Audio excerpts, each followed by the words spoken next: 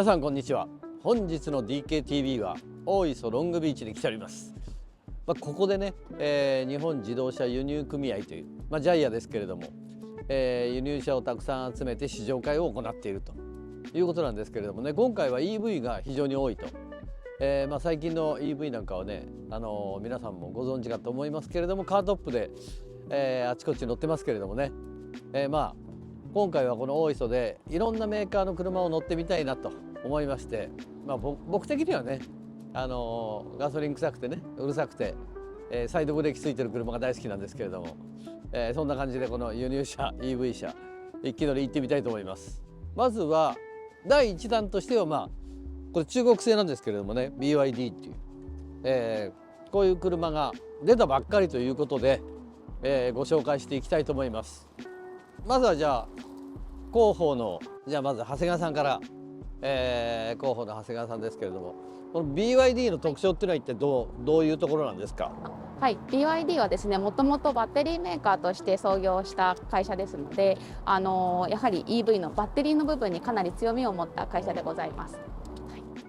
おいくら万円？はい、こちらの AT3 は440万円という価格になっております。じゃあ EV の中では安い方だとそうですね、考えていいですよね。この車格でいうとやっぱり他の他社さんの車でいうと600万円台の車がほとんどで、特に AT3 に関してはもうグレードが1つしかないので、いろいろ入ってるのに440万円っていうのはかなりお得になっているかなと。そうですよね、はい、このサイズだとライバルとしてはどこがあるわけですか？そうですね、日産さんのリーフはもちろんですけれども、アリアとか、はい、その辺がライバルになってくるのかなとは思います。へえ、なるほどね。これはいつ出たんですか？はい、これがもうちょうど昨日ですね、受注開始始まったところで1月31日から。昨日？はい、昨日です。出たばっかり？そうなんです。昨日ちょうど東名横浜の方に、1号店がオープンしましたので、はい、今ちょうど受注を受け付けているところです。これ車重ってどのくらいあるんですか？車重は1750。やっぱバッテリーは重いんだ。そうですね。バッテリーは下にすべて敷き詰められているんですけれども、その分ちょっと車重は4駆ではないです。FF に。FF なんだ。航続距離は？航続距離はフル充電の状態で485キロになっております。485キロ？はい、485。本当にそんな走るの？そうですね。カタログ値485キロで、やっぱりエアコンの使用状況とかにもよるんですけれども、かなり航続距離っていうのはバッテリー強みなので、その分は長く走れると思います。はい。なんかもういろんなヨーロッパでもさ、日本車でもそうなんだけど、航続距離を走れない車が多いじゃない。そうですね。やっぱりそこはまだ EV の課題ではあるかなとは思いますね。はい、その辺でも中国ってさ、その EV の中では世界中で一番速いんじゃない？そのバイクにしても自転車にしても、そうですね、なんかもう10年以上前から中国ではやってるよね。はい、そうですね。BYD もガソリン車を作ってた時もあったんですけれども、もう今完全にそのガソリン車の生産っていうのもやめていて、PHEV と、このバッテリー EV の2つだけになっております。はい、先進国ですよ、中国の EV は。ということでじゃあ、乗せていただきます。どうぞよろしくお願いいたします。お願いします。イタリアのカロッツェリアにいた、人が今そのデザインを担当していて、で要はそういったイタリアのデザインを経験してきた要はチーフデザイナーがそのエクステリアをデザインしてるんで、あと金型、このボディの金型なんですけど、これ日本で作ってます。そうなんですか？うちのグループ会社が群馬に金型工場があって、で要は金型職人たちが作った金型を向こうに持って行って、でそれでこの外板を作ってます。なのでそれだけの要はイタリアのデザインを経験してきたデザイナーがデザインし、日本の金型職人が金型を作り、でそれからの我々のこの独自のバッテリーを搭載した車をそのお値段で出していくというところで、僕らは頑張っていきたいなというふうに思ってるわけです。なるほどね。いや、おしゃれだ。ありがとうございます。なかなかおしゃれ。このドアパネルとかのですね、後で表見られた時にですね、ちょっと絞り込みとかも見ていただいたりとかですね、こんな車に仕上がっております。なかなかおしゃれだよ。ありがとうございます。その後ろも特徴があって、足元真っ平らなんです。センタートンネルがないんですね。でこれでやっぱり乗り降りもそうですけど、居住性にもすごく寄与していて、でこの我々のバッテリーというのは真っ平らなんですよ。下が畳みたいに真っ平らで、これはやっぱりこの居住性というところにも大きな影響があるんですけれど、あともう一つやっぱりデザインなんですよね。はい、従来の車で行くと、例えばエンジンの高さもう少し下げないと、デザイナーとしてはこの線出せないとか、そういうのがですね、やっぱりその制約っていうのがすごく大きかった。でその制約の中でいろんな足し引きをして車ってデザインされてきたと思うんですけど、我々の車はもう電気自動車専用のプラットフォーム使ってます。なので不要な部分っていうのはやっぱりなく、一から設計されているというところに、我々の E プラットフォーム 3.0 っていうこの最新のプラットフォームがEV としては一番理想的なものというふうになっておりますね。いや綺麗な車だ。ありがとうございます。すごい嬉しいです。綺麗な車、ありがとうございます。なかなかいいよね、このポケットもね、携帯置けるし。そうなんですね。リアビュー綺麗だね、なかなか。トランクこれだけ広きゃ十分でしょう。そうですね。でこれ今上になってるんですけど、下になってるんですけど、この下にパンク修理キット入ってます。でこれをもう一段上に上げることができるんで、リアシート要は倒すとですね、真っ平らになるので、でそこで要は真っ平らにして、例えばキャンプとかで楽しんでいただくっていうのと、あと我々の車外部給電ができるんで、100ボルトを取り出したりとか、あとビックルトゥホームって家に、電源を供給したり、それもあって去年でいくと補助金っていうのはマックスで出る形なので、去年ベースでいくと85万出るんですよね、国からの補助金。なんで440の税込みから85万マイナスっていうところが実際にお客様が買われる、そうです、300万中盤ですね。それはいいよね、リーズナブルだよね。なんで我々もちょっと今後いろいろな形でこういう例えば災害時とかですね、そういう時の提携とかっていうこともできないかなということも考えてます。いやなかなか綺麗な車。ありがとうございます。じゃあちょっと乗ってみよう。ぜひぜひよろしくお願いします。はい。全然その辺の今時の EV 車に全く負けてないっていうか。電気自動車に関しては中国はもう先進国だからね。普通の生活水準に関してだったらこのパワーとトルクで十分でしょう。大きさもちょうどいいし、見た目もね別にとんがってるところもないから、これはこれで受け入れられやすいよね。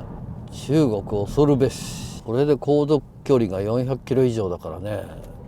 でも携帯もそうだしパソコンもそうだけど、やっぱね冬になるとやっぱ電池寿命は短くなるよね。早くバッテリー終わるよね。そういうところだよね、電気自動車の弱みっていうのは。でも400キロ以上走るんだから、おそらくヒーター入れたり、エアコンかけたりワイパー動かしたりライトつけたりしてもおそらく300キロは走るってことだよね。そういう考え方だったら全然 OK でしょう。このトルクはいいよね。やっぱこれは EV 車だよ。なかなか新しいね。 BYD か、中国のね。全然いい、全然いい。これ FF なんだけど4駆もあるらしいし FR もあるらしいしね。その辺は面白いよね。だから重い割にはうまく重量配分してるよね。あとはやっぱ乗り心地もいいな。しっとりしてる。なかなかいいトルクだ。これは EV の中ではリーズナブルだ。だって今の日本の補助金と東京都の補助金を使ったら350、60万で買えちゃうってことだよ。これ本当に車としてはねすごくいいよ。電気自動車としては本当にインフラが整備されてる国だったら電気自動車はありですよ。あとは日本でも寒冷地以外雪が降らないところでやっぱり通行止めになって2日間ぐらい動けなかった時ってさ、雪道でやっぱ投資しちゃうからね。そういうことを考えたらやっぱり行動範囲を自分で決めていけばいいの。例えばこの BYD だったら450キロ走りますよって言われても300キロぐらいかなっていう、その範囲で生活してたらすごくいい車だよ。これはありですよ。なかなか BYD さすがですね。やりますね。これはちょっとびっくりだ。このフリップをやってみますか。 P はどこだ？ P は P はね、ここプレスです。このボタンを。これかい。はい。おお、なるほどこ。れで P になります。モード切り替えがノーマル、エコ、スポーツね。まあ今時の車のシステムっていうかね、モードはみんなついてるよね。これを押してみてください。これはなんだ？その上ですね。なるほどね。まあだから地図を見るときはこういう縦型の方が地図は見やすいよ。普段はこれでいいんだけど、地図見るときってね、絶対縦の方が行く方向が先がこう広く見えるから、絶対いいと思こういう海岸線なんて特にそうですう。よね。そうそうそうそう。いや、よく考えてるよこれ。この辺のデザインとかもちょっとデザインいいよ。いいですよね。このドアノブなんかもさ、考えてるよほら。ね、ほんとおしゃれ。この辺も。いや、おしゃれだよ本当に。なかなかいいぞ。ここも納期を受けるでしょ。ドリンクホルダーあるでしょ。充電ですね。そうだよね。だから本当よく考えてる。電気に関してはね、中国先進国ですよ。いや、いいなかなかいいぞ。おなかなかいいぞ。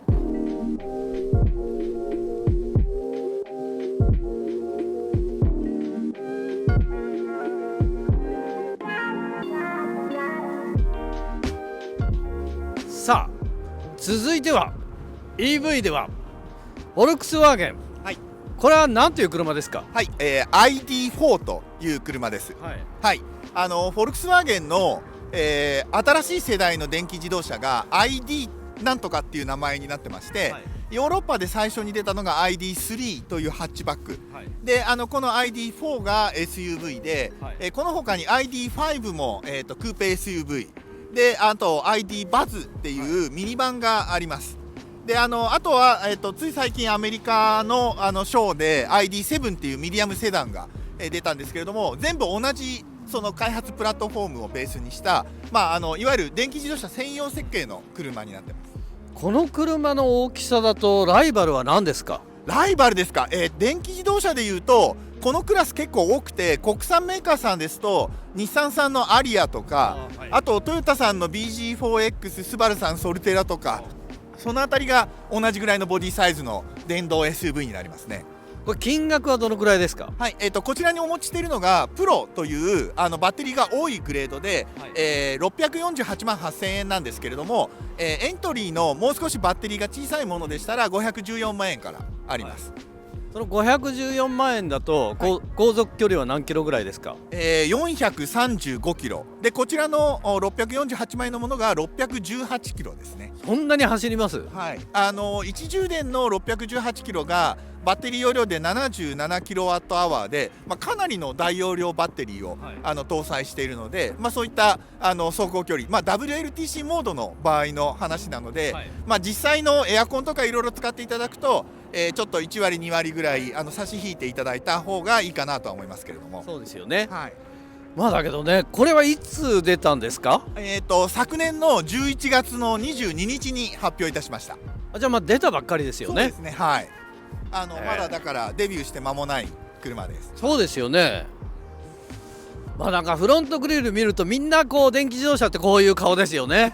そうですよね。やっぱり大きなグリルが必要ないもんですから、だからはい、エンジンを冷やす必要がないんだよね。そうですそうですそうです。なので下の方に開口部があるんですけど、これはエアコンですとかいろいろそういった補給類の冷却用になっていて、で実際には冷やす必要がないときは内部でシャッターが閉まって、はい、空気抵抗の値を良くするようなそういう仕組みもあります。なるほどね。いや、それではちょっとじっくりと外観から内装まで見てみたいと思います。これは SUV としては4駆ですか？ですね、こちらは後輪駆動の二輪駆動の車になります。日本仕様は今のところ二輪駆動のモデルだけですけれども、ヨーロッパでは2モーターの四輪駆動のものも設定されています。フォルクスワーゲンで後輪駆動って珍しくないですか？いやもう本当に昔の空冷のビートル以来の、リアモーターリアドライブという形ですね。はあ、これは楽しみだぞ。フォルクスワーゲンの FR。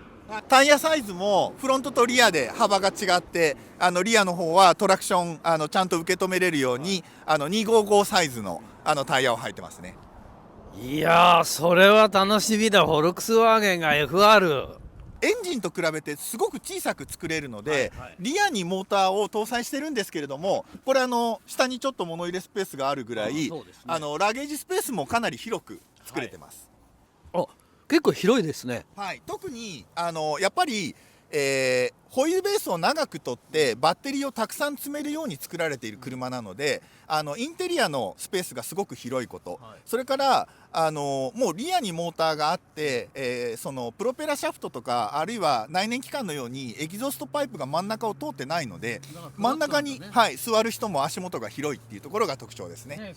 内燃機関ベースで電気自動車を作るとどうしてもその床が高くなって、で後席の方の場合そのシートの座面が低くなってしまうことが多いんですけれども、この車の場合は後席の座面の高さをある程度稼いでいることと、床もすごく低く作ってあるので、そういう意味で室内空間の広々感はだいぶたっぷり取れてるかなと。ね、広い。これはなかなか広い、USB もあって、ね、エアコン吹き出し口、あとはこの上位グレードは、このパノラマガラスルーフ、これを今標準で設定してますので、今ちょっとシェードが真ん中までしか開けてませんけれども、もう青空が見えるようなすごい開放感がある車になってます。いいじゃないですか。子供喜ぶ。じゃあ前乗ってみよう。なんかさっぱりしてるね。やっぱり電気自動車らしいところをちょっとこの、インターフェースにも取り入れていて、ものすごくこうシンプルで、例えばそのスマートフォンなんかもほとんどハードキーがないのと同じようにタッチパネルの操作と、それから液晶のディスプレイという形で、ちょっと特徴的なのがこのディスプレイがステアリングコラムの上に直接ついてるんですね。なのでステアリングのポジションを上下とか前後とか動かしていただいてもこのメーターが一緒に動くので、常にドライバーが視認しやすい位置を維持できるというところが特徴です。いや、なかなかね、シンプルなんだけどおしゃれ、すっきりしてんだけど安っぽいところがない。物入れも結構深いし、ドリンクホルダーちょうどいいよこれ。でこのドリンクホルダーもですね、この真ん中のつまみギュッてつまむと持ち上がって、こうその今このシャッターの中、ここの仕切りを外すとですね、それがスポッとはまるようになっていて、ドリンクホルダーを手前に置きたいか奥に置きたいか好きな位置に設定できるようになってます。こう運転してるから、こうは嫌ですよね。そうですね。だから基本的には前の方に置いていただくことが多いと思うんですけど、前の方に広い物入れを作りたい方の場合はこれを後ろにしまって前の方に、例えばこれだと大きなカップとかが入らないので、そういうのを使いたい方はそちらの仕切りと入れ替えていただいたりとかすると、自由にレイアウトを変えれるようになってますね。でかい人なんか後ろに下げるでしょ。後ろに下げるからここが遠くなっちゃうから、ここの方がいいのかもね、身長のでかい人は。俺はちっちゃいからこの方がいい、ここにある方がね。あとはもうカップの大きさで入れ替えていただいたりとか。へえ、フォルクスワーゲンが FR EV 行ってみたいと思います。なかなかいいぞ。土屋さんの乗った車で電源ボタンなかったの初めてじゃないですか。初めてだね。電気自動車恐るべし。乗ったらもう座ってブレーキ踏んだら発進できんだ。フォルクスワーゲン FR 新しい。バッテリー容量で航続距離が決まってくるってね、面白いね。この大きさだとライバルは多いね。割と足は固めかなって感じ。トルクあるぜ。エンジンの音がうざいっていう人にとってはもう電気自動車はもう格好の獲物でしょ。本当に航続距離だけだよね、電気は。これはまあバッテリー容量でかい方なんでね、航続距離も伸びますよ。快適だわ快適だわ。いきなりグッとくるからね、トルクは。まあだからでかいラジコンカーだよね。固めだけどゴツゴツ来ないね、この車。吸収の仕方がいいんだろうな。ゴツゴツ感がない。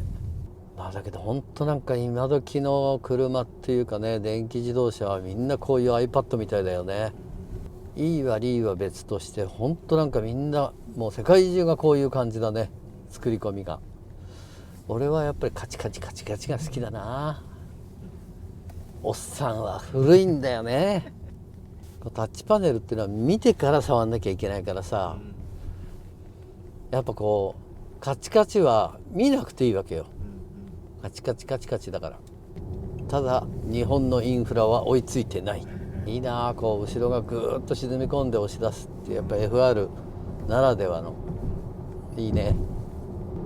フォルクスワーゲンっていうと大体 FF なんだけどね、その電気自動車で FR 復活っていうのがなんか嬉しいね。ハンドリングが自然だよね、 FR は。後輪駆動っていうのは後ろで押し出してフロントで打を切るっていうさ、なんだろう、ほんと自然。ほんと作り込みはシンプルだよね。ほんとシンプル。全然ごちゃごちゃしてなくていい。マップとかいうのがないんだね。ね、すごいね、開発スピードが。どこのメーカーもやっぱほんと早いわ。これでニュートラルはこれでね、ちょっと面倒くさいわね。慣れるまで。慣れるまでが大変で、パーキングブレーキがどこにあるの？パーキング何にもないです。ないよね。 P に入れたら横のボタンをこれでもう電子パーキング全部入っちゃう。あ、そうほう。だからシフトっていうの、まあもちろんそうなんですけど、シフトっていう感覚があんまない。ないよね、ラジコンだもんね。だからこれで全部電気信号で前に進め、走れ、前後で P。そうだよね。これで今こうじゃないですか。でこれ回せばもう今踏んでないんであれですけど、パーキングにも入ったまんまです。OK。ちなみにボルボも何にもスイッチないんで、あ、そうシフト入れた瞬間にビューンって全部なるほどね、立ち上がるっていう。へえ、スタートボタンです。いやーびっくり。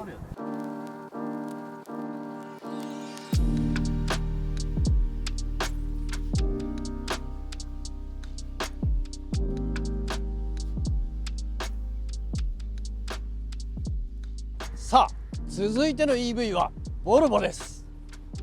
ボルボといえばこれ去年出たばっかり。はい、去年の1月から販売スタートしました、ボルボ C40 リチャージ、今日お持ちしております。これ結構売れてるんですか？はい、おかげさまで昨年販売開始してからですね、好調な販売が続いております。今少しお客様にお待ちいただいている状況でございます。これは4駆？はい、これは、前後にですね同じ出力のモーターを2機積んでおりまして、前輪後輪ともに204馬力走と、合算しますと408馬力走と、トルクはですね660ニュートンメーターございます。車重は？車重は2150キロになります。バッテリー重いんだね。そうですね。はい。ってことは航続距離が伸びますね。航続距離がですねこの車の場合、約500キロ、正確には485キロ、が WLTC という国土交通省の、審査値になるんですが、すごいね、500キロ弱。500キロ弱、実際には400キロ前後が実用の走行距離かというふうに思います。そうですよね。ライトつけてワイパー動かしてヒーター入れてなんて言ってたら。おっしゃる通りです。ただボルボの場合は冬場でも今大変寒い季節ですけれども、ヒートポンプなども装備しておりますので、寒い時期のヒーターをお使いになっても電力の低下はまあ最小限で済むようになっております。これでおいくら万円？はい、こちらがですね、今現在は、739万円で、はい、車両本体価格は販売をしております。なるほどね。まあかっこいいですよ。ありがとうございます。クーペタイプでかっこいいですね。ありがとうございます。ね、なかなか。クロスオーバーのデザイン、ヨーロッパで非常に人気があって、クーペのフォルムを持ちながら最低地上高はクリアランスを取った SUV っていう形が今とても人気で、ね、はい、いやかっこいいよね。こういうクーペタイプってなんか人気なんですかね。 BM もベンツもそうですけど、ヨーロッパでは大変人気があります。ね、やっぱかっこ気にするんですね、みんなね。大事ですね。これはなかなかかっこいいですよ。なかなか居心地がいい。足のクリアランスも全然広い。つま先がさ、こう前席のシートの下に入ってきつくない。なかなかいいよこれ。質感高いよ。色合いも綺麗。やっぱボルボうまいわね。なかなかこういう色合いなんかすげえうまいね。ほんとうまい。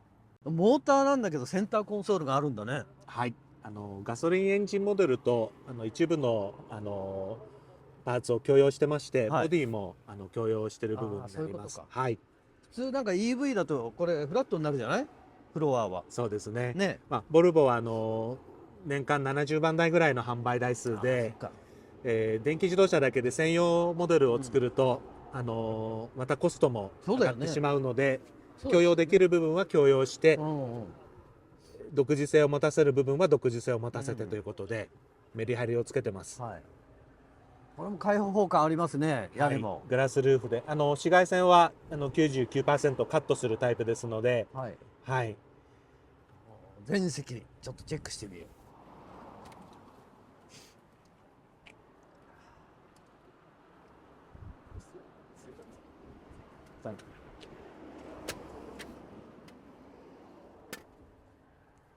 ポケットも深い。携帯充電できる。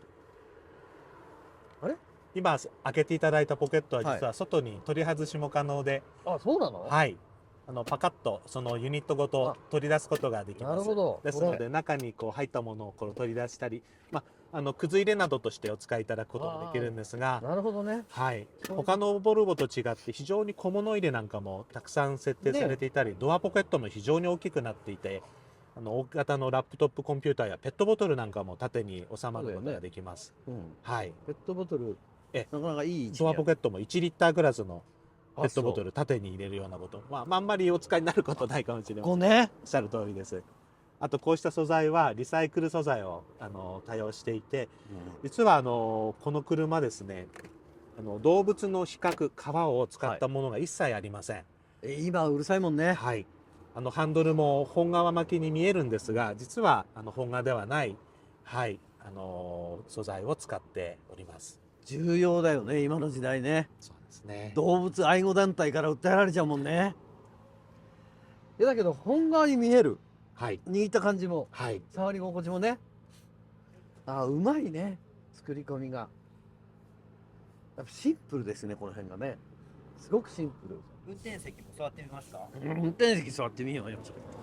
助手席はなかなかいいよ。ありがとうございます。今土屋さんに座っていただきまして、はい、座っていただいたことが車のシステムのオンになります。なるほど。はい。スイッチがないんだ。はい。ガソリンエンジンと違ってスターターボタンを押す必要がないので、エンジンをかけるという動作が必要ないので、スイッチが省かれています。ですのでこれでシートベルトを締めいただいてギアを入れていただければもう、発進完了ということになります。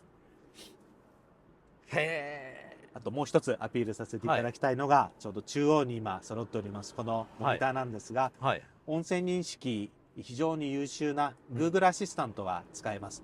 実はもうこれスマートフォンそのものと言ってもよくて、こちらで、操作していただけますと、見慣れたスマートフォンのような画面、こちらもプレイストアというスイッチありますけれども、こちらを押していただくと、使ってみたいお好みのアプリなどもインストールして、ご自分の使いたいようにカスタマイズをすることもできます。例えばですが OKGoogle、今の天気は？現在大磯は気温9度、降りている。今日は予想最高気温14度、最低気温マイナス2度で晴れるでしょう。これ反応いいですね。はい、音声認識はね抜群にいいと思います。ボルボ反応いいわ。あ、びっくり。ボルボ反応いい。あとはすごい目的地の設定なども曖昧な、神奈川県の、大磯町のプリンスホテルまでといった間にいろんなこう言葉が入ってしまっても、機械の方が、うまくですねそこは、調整をしてくれて目的地を設定で、なおかつ目的地に着いた時に電池残量がどのくらいかとか、そこからまた戻ってきた時に、往復した時に電池どのくらい残っているかというような表示もしてくれます。安心だよね、それはね。それは安心だ。はい、へえ、いや、これはいいぞ、ちょっと。あとはね、そのおじさん的にはね、こういうシフトレバーは安心なんだよ。もうなんかさ、わけのわかんないシフトのどこでシフトすればいいのとかさ、これは安心で、パーキングもここにあってすごく安心、わかりやすい。なんか従来のそのままこう残しておいてくれるっていうのはおじさんにとっては重要なわけよ。若い人なんかはもうここだけでも操作するんだけど、おじさんやっぱこういうの重要ですよ、本当に。でちょっとこう乗させていただきます。よろしくお願いします。はい、いってらっしゃい。さあボルボです。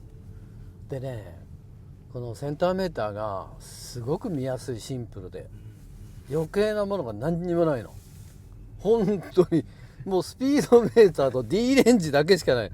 これめっちゃ分かりやすいよ。これ車に興味のない主婦とか最高にいいんじゃない？余計なものが目に入ってこないから脳が疲れないでしょ。これ今時のこう電気自動車ってみんなこういう iPad だよね。ボルボいいね、ちょっとステアリングあったかいし、シートあったかいし、トルクあるな。ほらすげえトルクだよこれ。いやーボルボすごい、バキューンだよこれねえすげえ、こりゃすげえ、めっちゃいい車作るねボルボ。なんかスポーツカーメーカーみたいだよ。瞬間移動するよこれ。楽しいこの SUV。いやボルボがこういうスポーツカーみたいな車作っちゃうんだ SUV で。これびっくりだな。ボルボってタイヤサイズ前と後ろ普通変えないんだけど、この SUV に関してはね、フロントに235、リア255入れてんだよね。まあこれだけのトルクとパワーあったらしょうがないか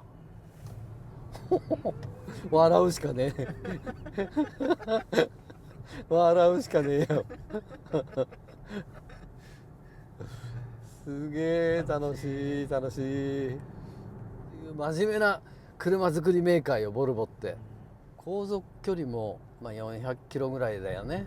好評だと500キロって言ってるけど、やっぱこういう冬でじゃあ雪降った雨降ったね、ライトつけた、ワイパー動かした、ヒーター入れて、シートヒーター入れて、ステアリングヒーター入れて、そうやってやった時にさ、やっぱこうバッテリーをどんどんなくなっていくんだけど500キロっていう航続距離を考えると、そういうバッテリーを使ったとしても400キロぐらいかな。だから結構なバッテリー容量だよこのボルボは。確かに重いけどね、2トン以上で。だけどね、この止まった時に残り航続距離が出るのがすごく安心。やっぱこう電気自動車に乗ってるとあと何キロ走れるんだろうっていう、そういう不安が我々はいつも持ってるわけだから、もうそういう意味ではこう止まってる時にね、残り航続距離何キロって出てくれるのは本当ありがたい。でボルボはすごく運転しやすいっていうか、その操作性がね、全部こういうそのシフトノブにしてもメーターにしてもそうだし、こういうパーキングにしてもそうなんだけど、すごく分かりやすい笑うしかねえよめちゃいいわこれ。スポーツカーだよボルボ。奥さんも子供も喜ぶっていう空間移動だよ。いいなあボルボ。これは売れるわけだよ。足回りの味付けもちょっとこうスポーツ SUV っていう感じの割と固めな、だけどゴツゴツしないっていう不快な硬さはない。楽しいボルボ。今はどうか知らないけどね、昔、僕らが若い頃からそうだけど、死にたくなきゃボルボに乗れっていう、そういうのがね昔流行ったよ。死にたくなきゃボルボかメルセデスに乗れみたいな、そういうのがね、なんかジャーナリストの先生たちが言ってた。バッテリー残量 92%、ね、こういうのが嬉しいわけよ。どのくらいあと残ってるのか。ガソリンメーターみたいなもんだよね。でパーキングブレーキ、これめっちゃ楽だよ。これね、シフトレバーここにあって、パーキングブレーキここにあって、メーターめっちゃシンプルでめっちゃ楽。バッテリー残量92、どこまででも行くぞみたいな、でボロボロメーカー発表では500キロ弱でしょ。でさっきみたいにこうヒーター入れて、シートヒーター入れてワイパー動かしてライトつけてってなると、400キロ前後かなぐらい。そう考えたらこれはバッテリー容量でかいからだけど、これは割と長距離行ってもいけんじゃない。だから片道200キロ行って帰ってこれるよね。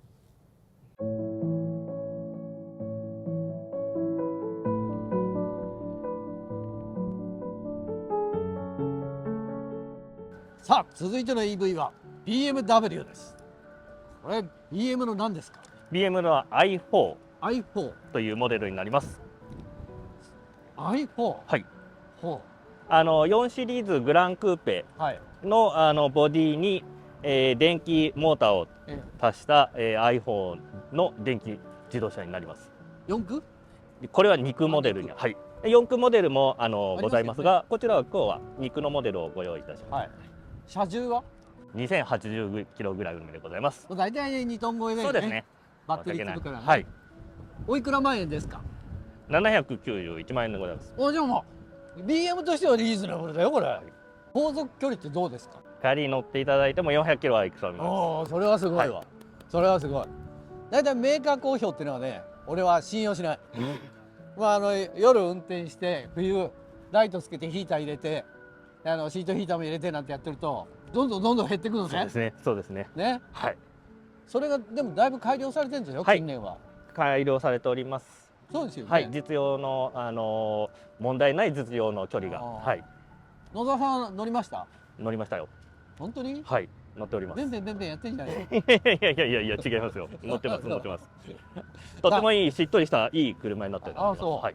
それはじゃあ今日乗せていただきます。ぜひよろしくお願いします。はい。乗ってみたいと思います。さあそれでは外観内装チェック行ってみたいと思います。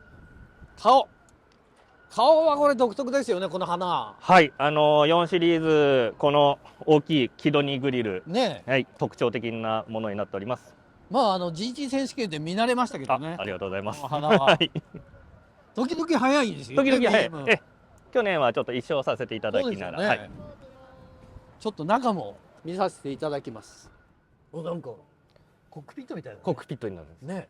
カーブドディスプレイというディスプレイに採用しておりますので、一面に手前に向きながら乗りやすい、見やすい戦闘機のコックピットだよね。ドリンクホルダーがいい位置にありますね、野沢さん。ありがとうございます。この位置俺好きなんですよ。そうなんですね。ステアリングこう運転するでしょ。はい。こうやって下ろしたところにある。取りやすい。これは重要な。ありがとうございます。こういうところにある車あるじゃない。ね。四十肩には無理でしょ。いや、この位置はいい。ありがとうございます。で、これはもう iPhone 置いたら充電できる。充電できます。ね。これはいい。メーターも見やすいでしょ。でもこの辺はもう iPhone 使ってる人だったらそのまま運転できる。はい、で、シフトレバーもここにあって、スターターボタンもここにある。だから迷わないよね。前を見ながら視線を動かさずに手を動かしたところにシフトレバー、その他操作類ありますので、本当に安全に前を見ながら操作もできます。はあ、ちょっとかっこいいじゃん。ありがとうございます。 2列目乗ってみたいと思います。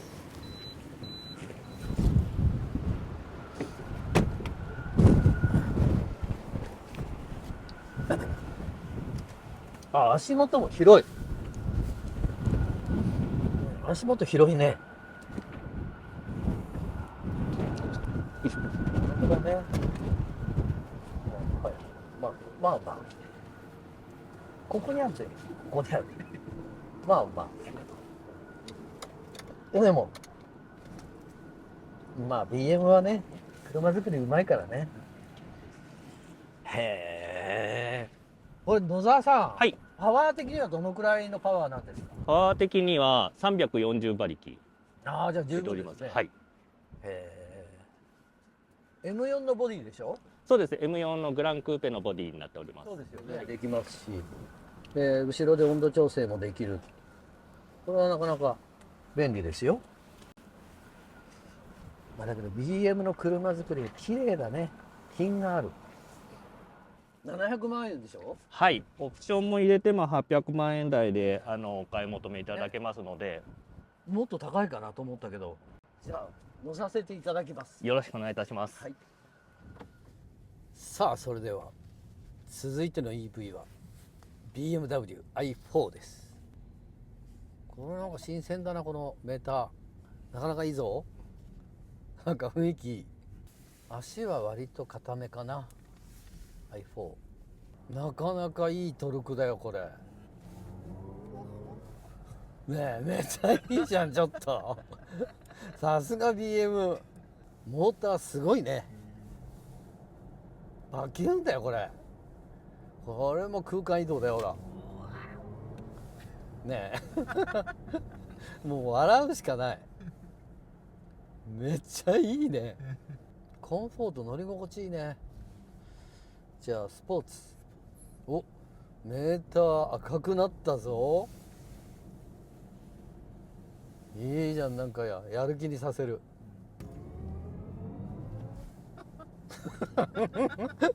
もうね、笑うしかない本当に。もう楽しいこれ。これは音はね出してるよね。音をちゃんと楽しんでくださいっていうさ、そういう演出はしてると思う。そういうところもうまいよね。音の演出もしっとりしてるね。スポーツモードでも全然ゴツゴツ突き上げないよね。スポーツでちょっと加速してみようかな。楽しい。めっちゃ楽しい。トルクの出し方もうまいね。本当にただのセダンは作んねえよっていう、そういうなんかね BMW の気概を感じる。なんかここのとこ本当ミニバンとか SUV とかばっかり乗ってたから、セダンの良さってやっぱ本当乗ると分かるね。もう横 G をさ感じないもんねセダンって。ミニバンとか SUV ってもうこのくらいのスピードでもやっぱ G をこうさ体が揺れるもんね。アウトバーンなんかカットオンで何百キロも移動するからね。だから疲れないんだろうね。 P 楽じゃんほらね。こういう分かりやすい操作がいいよやっぱり。乗ってスイッチってどこみたいなさ、そんなのよりこういう分かりやすいのがいいという BMW の EV 車 i4 でした。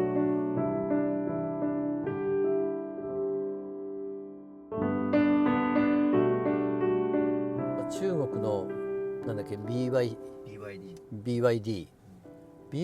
はね、フォルクスワーゲンも含めてそうだけどファミリーユースの SUV というか、まあ、EV 車ですね。でびっくりしたのがやっぱりボルボですよね。ボルボがこれスポーツカーメーカーが作ったのかっていうような SUV を作ってくれたっていうね、これはちょっと驚きでしたね。だからボルボは本当なんか今後期待できそうかな。なんか楽しそうな車を作ってくれそうな気がする。で、まあ、この BMW の i4 ですけれども、やっぱセダンの良さを本当にそのまま生かしてますよね。でそれを電動にして2トン超えですけれども、その2トン超えの重さを気にしないようなハンドリングとトルクとパワー、そういう車作りをしてますね。だから今後どんどんEV 化は進んでいくと思いますけれども、やっぱ日本の後はインフラでしょうね。もう本当にガソリンスタンドのように 2,3 分で終わるような、そういう給油と同じような時間になってきたら、おそらく普及は一気に加速するんじゃないかなと思います。以上 DKTV でした。あとはよかったらいいねを押してください。登録もお願いします。バイバイ。